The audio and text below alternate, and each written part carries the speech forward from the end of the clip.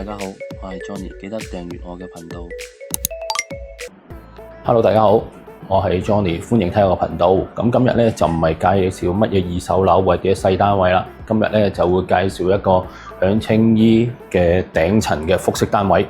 咁大家睇到呢個位置咧，咁個設計上咧有啲比較同其他嗰啲有啲唔同嘅，因為佢係地下入門口係睡眠區，上第二層咧就係一個客廳嚟嘅。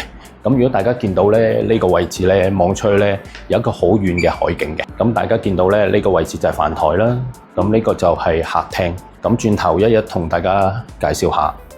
我哋開始睇個單位，入門口有個廳仔嘅，咁有個海景。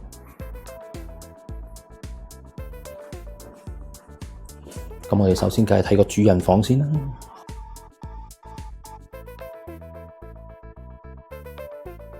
呢個係套房嚟嘅，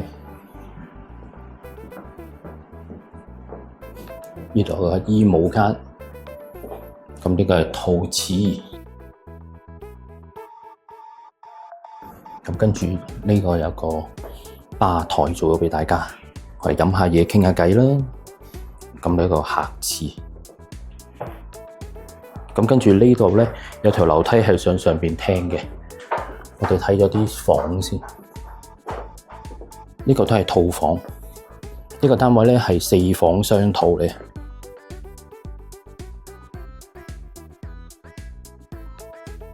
咁呢個第3間房嚟嘅。咁跟住咧，我哋就上樓上啦。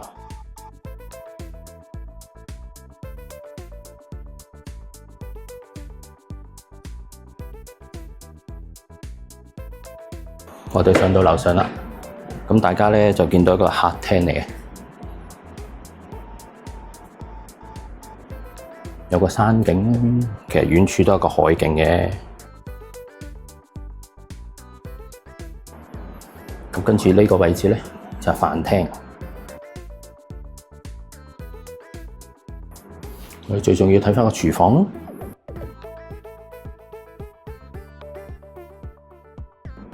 咁跟住呢個就係工人房啦，都幾骨子喎，工人房都。呢度有個浴室，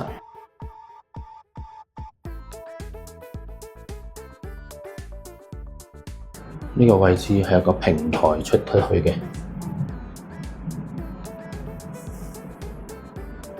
咁啊獨立電梯，呢間就係房嚟嘅。不過變咗書房。